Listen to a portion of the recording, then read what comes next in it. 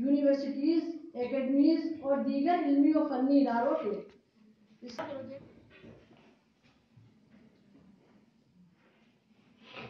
شعبہ عربی کی جانب سے ہوں کہ آپ اپنے قیمتی کلماتوں سے ہم سب کو مستفید فرمائیں۔ آج ایکچولی ہمارا پروگرام کو منعقد کرنے کے دو مقصد تھے۔ ایک مقصد ہمارا جو 18 دسمبر کو یوم العالمی للغت العربیہ کے تحت پوری دنیا میں UN کی طرف سے نامزد کیا گیا ہے، تو اس کو ہم منانے کے لیے آج ہم نے اپنا پروگرام منعقد کیا۔ اور جب سے شروع ہوئی ہے یہاں ہندوستان کے اندر وہ برابر ترقی کر رہی ہے، اس لیے کہ آزادی کے بعد جس طرح عربی پڑھنے والوں کی ترقی ہوئی ہے، جس طرح تعداد بڑھی ہے، ایسی پہلے مسلم حکومتوں میں بھی نہیں رہی۔